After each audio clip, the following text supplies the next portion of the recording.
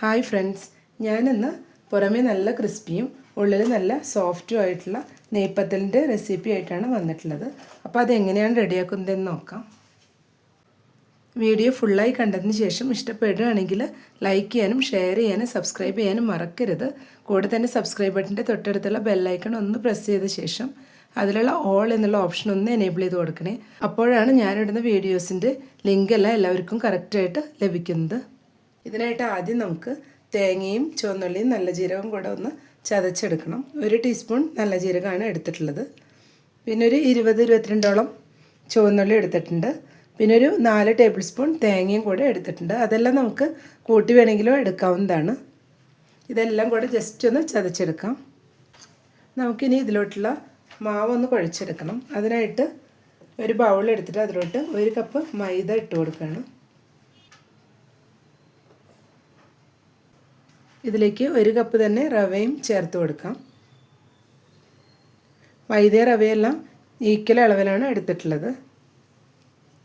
ഇതിലേക്ക് ആവശ്യത്തിനുള്ള ഉപ്പും കൂടെ ഇപ്പോൾ ആഡ് ചെയ്ത് കൊടുത്തിട്ടുണ്ട്. ഇതിലേക്ക് ഇനി തേങ്ങയും ചുവന്നുള്ളിയും നല്ല ജീരകവും കൂടെ ചതച്ച് വെച്ചതും കൂടെ ചേർത്ത് കൊടുക്കാം.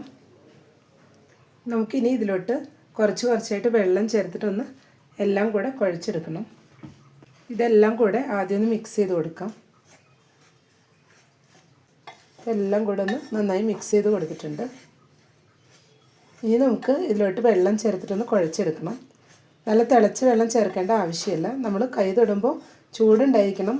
പത്തിരിക്കൊന്നും എടുക്കുന്ന വെള്ളത്തിൻ്റെ അത്രയും ചൂടിൻ്റെ ആവശ്യമില്ല. നമുക്കിതൊന്ന് കുഴച്ചെടുക്കാം.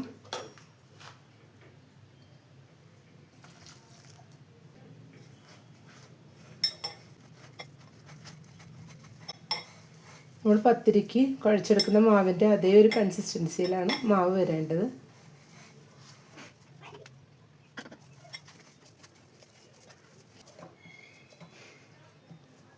ഇപ്പോൾ നന്നായി തന്നെ കുഴച്ചെടുത്തിട്ടുണ്ട്. ഇത് റെസ്റ്റ് ചെയ്യാൻ വെക്കേണ്ട ആവശ്യമില്ല. ഇനി നമുക്കിത് ബോൾസ് ആക്കിയിട്ട് എടുക്കണം.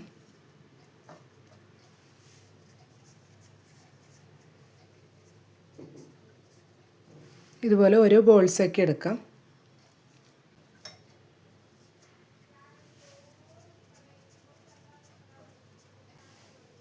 ഇപ്പോൾ എല്ലാം ബോൾസാക്കി വെച്ചിട്ടുണ്ട്. ഇനി നമുക്കിത് പത്തിരി പ്രസ്സിലോ അല്ലെങ്കിൽ കൈ വെച്ച് പരത്തിയിട്ടോ ചുട്ടെടുക്കാം. ഇതുപോലെ എല്ലാം നമുക്ക് പരത്തിയെടുക്കാം. ഓവർ തിക്കായി പോകാനും പാടില്ല, ഓവർ തിന്നും ആവരുത്. നമ്മളൊരു മീഡിയം തിക്നെസ്സിൽ വേണം പരത്തിയെടുക്കാൻ. ഇപ്പോൾ ഒരു പാൻ വെച്ച് ഓയിൽ ഒഴിച്ച് ചൂടായി വന്നിട്ടുണ്ട്. നമുക്ക് ഓരോന്നായിട്ട് ഇതിലോട്ടിട്ട് ഫ്രൈ ചെയ്തെടുക്കാം.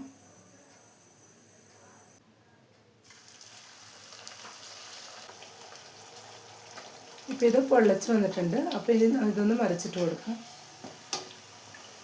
നമ്മൾ മീഡിയം ഫ്ലെയിമിൽ വെച്ചിട്ട് തന്നെ ഇതുപോലെ ചുട്ടെടുക്കണം. ഇല്ലെങ്കിൽ പെട്ടെന്ന് തന്നെ ഇത് കരിഞ്ഞു പോകും, ഉള്ളിലൊന്നും വെന്ത് വരികയില്ല. ഇപ്പോൾ 2 സൈഡും നന്നായി തന്നെ മൊരിഞ്ഞു വന്നിട്ടുണ്ട്. ഈ സമയം നമുക്കിത് ഓയിലിൽ നിന്ന് മാറ്റാം.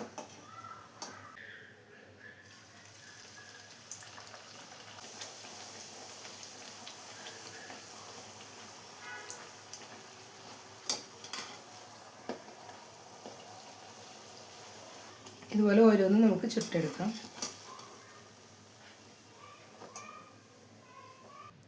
ഇപ്പോൾ എല്ലാം റെഡി ആയിട്ട് ഒരു പ്ലേറ്റിലോട്ട് മാറ്റിയിട്ടുണ്ട്. ഇത് മുട്ടക്കറിയുടെ കൂടെയും ചിക്കൻ കറിയുടെ കൂടെ എല്ലാം നല്ല ടേസ്റ്റാണ് കഴിക്കാനായിട്ട്. നമുക്ക് ഈവനിങ് സ്നാക്കിന് ചായയുടെ കൂടെ വെറുതെ കഴിക്കാനും നല്ല സൂപ്പർ ടേസ്റ്റാണ്. അപ്പോൾ എല്ലാവരും ഈ രീതിയിലൊന്ന് ട്രൈ ചെയ്ത് നോക്കുക. ഇഷ്ടപ്പെട്ടെങ്കിൽ ലൈക്ക് ചെയ്യാനും ഷെയർ ചെയ്യാനും സബ്സ്ക്രൈബ് ചെയ്യാനും മറക്കരുത്. താങ്ക്